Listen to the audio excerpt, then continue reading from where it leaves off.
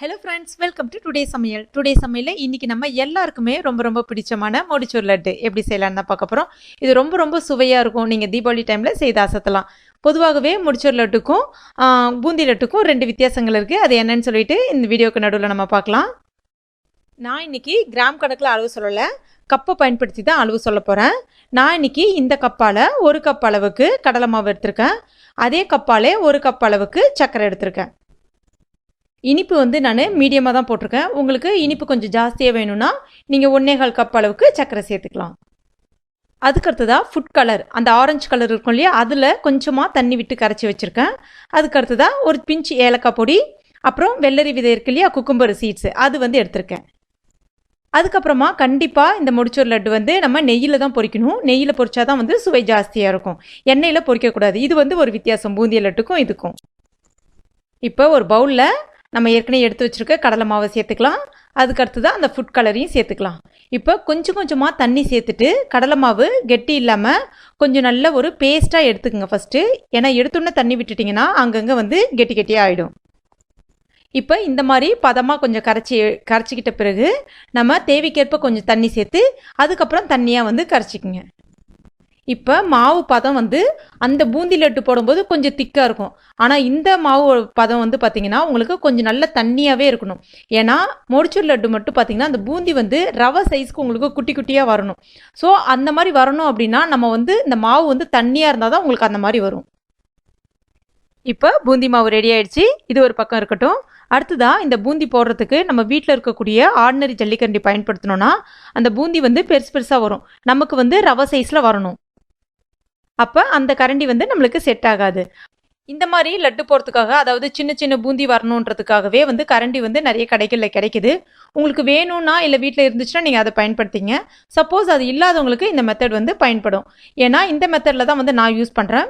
இது வந்து aluminium foil sheet வேணா கப்பு. அது இந்த கப்பை வந்து நம்ம எடுத்துப்போம். 1 கப் எடுத்துப்போம்.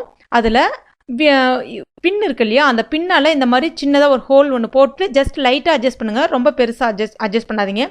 ஏன்னா இதில் நம்ம மாவு வந்து பார்த்தீங்கன்னா உங்களுக்கு தண்ணியாக தான் விட போகிறோம். ஸோ அந்த ஹோலில் கரெக்டாக இறங்கும். கொஞ்சம் நீங்கள் பெருசாக போட்டாலும் பூந்தி வந்து பெருசாகிடும்.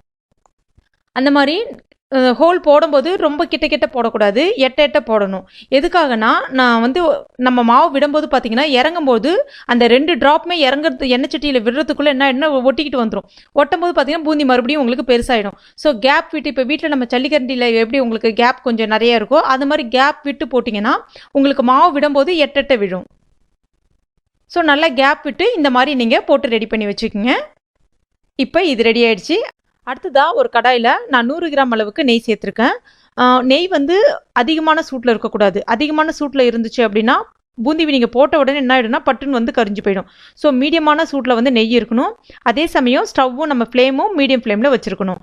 இப்போ அடுத்ததாக இந்த ஃபாயில் ஷீட்டை யூஸ் பண்ணி பூந்தி போட ஆரம்பிச்சிடலாம். மாவு நீங்கள் வந்து ஒரு கிளாஸில் வந்து எடுத்துங்க. அப்போ தான் உங்களுக்கு ஊற்றுறதுக்கு ரொம்ப ஈஸியாக இருக்கும். ஊற்றிட்டு ஜஸ்ட் உங்கள் கையால் லைட்டாக இப்படி தட்டி விடுங்க. கொஞ்சம் கேர்ஃபுல்லாக தட்டுங்க. டக்குன்னு வந்து அதாவது விட்டுறாதீங்க. ஃபாயில் ஷீட்டை வந்து உள்ளே விட்டுறாதீங்க. கொஞ்சம் கேர்ஃபுல்லாக தட்டுங்க. அதுமாதிரி லைட்டாக தட்டிக்கிட்டே இருந்தாலே போதும், கடகடன்னு உங்களுக்கு இறங்க ஆரம்பிக்கும். அந்த மாதிரி பூந்தி போட்ட உடனே ரொம்ப நேரம் வச்சுருக்கக்கூடாது. ஒரு நிமிஷத்துக்கு குறைவாகவே என்ன பண்ணிடலாம்னா எடுத்துடலாம். பார்த்தா உங்களுக்கு வேகாத மாதிரி தான் இருக்கும். ஆனால் வந்து உங்களுக்கு சக்கரை பாகில் போடுறோம் இல்லையா, அப்போ அதில் மிச்சம் வந்து உங்களுக்கு வெந்துடும். ஏன்னா எண்ணெயிலே ரொம்ப நேரம் விட்டீங்க அப்படின்னா நல்ல மொறுமொறுப்பு தட்டிடும். அந்த மாதிரி மொறுமொறுப்பு வந்துருச்சு அப்படின்னாலே நமக்கு லட்டு வந்து நல்லா இல்லாமல் போயிடும். ஸோ இதெல்லாமே நம்ம கொஞ்சம் கேர்ஃபுல்லாக வந்து கவனித்து செய்யணும். அடுத்ததாக எடுக்கும்போது நம்ம ஜல்லிக்கரண்டி பயன்படுத்தி எடுக்க முடியாது. அதனால் டீ வடிகட்டியிலே உங்கள் சில்வர் இருந்துச்சு சுற்றி அப்படின்னா அதை நீங்கள் நேரடியாக கூட விட்டு ஸ்ட்ரெயிட்டாக எடுத்துக்கலாம். என்கிட்ட சில்வர் இல்லை, அதனால் நான் இந்த மாதிரி எடுத்து நான் பயன்படுத்துகிறேன். ஜல்லிக்கரண்டி நம்ம வீட்டில் இருக்கக்கூடிய ஜல்லிக்கரண்டி பயன்படுத்தி எடுக்கணும்னா கண்டிப்பாக எடுக்கவே முடியாது. ஏன்னா இது ரொம்ப சின்னதாக இருக்கும் உங்களுக்கு. இப்போ இதே மாதிரியே எல்லா பூந்தியும் நம்ம போட்டு எடுத்துக்கலாம். அடுத்ததாக சக்கரை பாகு ரெடி பண்ணிக்கலாம். சக்கரை இன்றைக்கி நான் 1 கப் அளவுக்கு சக்கரை தான் எடுத்திருக்கேன். அதுக்கு 1/2 கப் அளவுக்கு தண்ணி சேர்த்துக்கிறேன். அதாவது 1 கப் சர்க்கரைக்கு 1/2 கப் தண்ணி வந்து போதுமான அளவு. இப்போ இதில் கொஞ்சமாக ஏலக்காய் பொடி போட்டுடலாம். இந்த சக்கரை கொதித்து வர்றதுக்கு கரெக்டாக உங்களுக்கு ஒரு 7 நிமிஷம் தான் எடுத்துக்கும். அதுக்கு மேலே ஆகாது. மீடியம் ஃப்ளேமில் வச்சுருங்க. இப்போ சக்கரை பாகு ரெடி ஆயிடுச்சு. சக்கரை பாகு வந்து பார்த்தீங்கன்னா உங்களுக்கு ரொம்ப திக்காக இருக்கக்கூடாது. அதாவது ரொம்ப திக்காகிடுச்சுன்னா லட்டு வந்து ஆறின பிறகு பார்த்தீங்கன்னா மேலே சக்கரையாக இருக்கும், அது நல்லா இருக்காது. ஸோ ஜஸ்ட் ஒரு ஸ்டிக்கினஸ் சொல்லுவாங்க இல்லையா, அதாவது சிங்கிள் கம்பி பதம்னு சொல்லுவாங்க. சிங்கிள் கம்பி பதத்துக்கு குறைவாகவே தாராளமாக எடுக்கலாம். அந்த மாதிரி ஜஸ்ட் ஒரு ஸ்டிக்கினஸ் வரும்போது டக்குன்னு வந்து என்ன பண்ணிடுங்கன்னா, நம்ம ஏற்கனவே ரெடி பண்ணி வச்சுருக்க பூந்தியை வந்து சேர்த்துடணும். பூந்தி சேர்க்கும் போது ஸ்டவ்வை கம்ப்ளீட்டாக சிம்மில் வச்சுருங்க. இப்போ நான் இந்த பூந்தியும் சேர்க்குறேன். பூந்தி வந்து சப்போஸ் உங்களுக்கு பெருசாக இருக்கணும்னா கையால் வந்து நல்லா நொறுக்கி விட்டுக்கலாம். சப்போஸ் அப்பயும் உங்களுக்கு வந்து ரொம்ப பெருசாக தான் இருக்குது அப்படின்னா ஒன்றுமே பயப்படவே வேண்டாம். இந்த பூந்தியை நம்ம மிக்சியில் என்ன பண்ணிக்கலாம், ஒரே ஒரு திருகுங்க, அதிகமாக போடக்கூடாது. ஜஸ்ட்டு மிக்சியில் போட்டுட்டு ஜஸ்ட்டு ஒரே ஒரு ரவுண்டு மட்டும் விட்டுட்டு உடனே ஆஃப் பண்ணிட்டீங்கனாலே அந்த ரவை பதத்துக்கு உங்களுக்கு ஆட்டோமேட்டிக்காக வந்துடும். இப்போ பூந்தியை சேர்த்தாச்சு. பூந்தியை சேர்த்த பிறகு கொஞ்சம் நல்லா கிளறி விடுங்க. நல்லா கலந்து விட்டதுக்கப்புறம் உங்களுக்கு கரெக்டாக ஒரு நிமிஷம் மட்டும் வச்சுருங்க போதும். ஸ்டவ் கம்ப்ளீட்டாக சிம்மில் இருக்கணும்னு சொன்னேன் இல்லையா. இப்போ 1 நிமிஷம் ஆயிடுச்சு. நம்ம இதை இப்போ இறக்கிடலாம். இறக்கும்போது பார்த்தீங்கன்னா உங்களுக்கு இந்த மாதிரி பாகாக இருக்கிற மாதிரி தான் தெரியும். ஆனால் வந்து இந்த பூந்தி மட்டும் உங்களுக்கு டக்குன்னு எல்லா அந்த சக்கரை பாகுமே வந்து உரிய ஆரம்பிச்சிடும். இப்போ இது நம்ம ஒரு 5 நிமிஷம் ஆற வச்சிடலாம். இப்போ ஒரு 5 நிமிஷம் ஆயிடுச்சு. இப்போ கம்ப்ளீட்டாக உங்களுக்கு ஆறு இல்லை, 3/4 பதத்துக்கு தான் வந்து ஆறி இருக்கும். அதாவது 3/4 பதத்துக்கு சூடு இருக்கும். நீங்கள் இந்த ஸ்டேஜில் நம்ம குக்கும்பர் விதையை வச்சுருக்கோம் இல்லையா, அந்த விதைகளை வந்து நம்ம இது கூட சேர்த்துக்கலாம். சேர்த்துட்டு நல்லா கலந்து விட்டுடலாம். கலந்து விட்டுட்டு மறுபடியும் இதை கொஞ்சம் நேரம் ஆற விடுங்க. நல்லா உங்களுக்கு அந்த பாகு எல்லாமே வந்து இறுக ஆரம்பிக்கும் உங்களுக்கு. இப்போ இன்னும் ஒரு 5 நிமிஷம் ஆயிடுச்சு. இதில் இருக்கக்கூடிய சக்கரை பாகு எல்லாமே கம்ப்ளீட்டாக இழுத்துக்கிச்சு பாருங்கள். இது பார்த்தீங்கன்னா உங்களுக்கு நல்லா தொட்டலாம். அதாவது உங்களுக்கு கம்ப்ளீட்டாக வந்து சூடு ஆறி இருக்காதுன்னு சொல்ல, கொஞ்சம் சூடு இருக்கும், மைல்டாக வந்து சூடு இருக்கும், அவ்வளோதான். அந்த மைல்டு சூடு இருக்கும்போது இந்த லட்டு பிடிச்சாலே அழகாக லட்டு பிடிக்க வரும். அதுக்கப்புறம் இதில் முக்கியமாக வந்து சப்போஸ் உங்களுக்கு சக்கரை பாகு அதிகமாக போயிட்ட மாதிரி நீங்கள் ஃபீல் பண்ணிங்கன்னா சைடில் வந்து பூந்தி வந்து ரெடி பண்ணிக்கங்க. உடனே வந்து மிக்சியில் போட்டு ஒரே ஒரு ரவுண்ட் பண்ணிங்க. ரவுண்ட் பண்ணிவிட்டு இது கூட நீங்கள் சேர்த்துக்குங்க.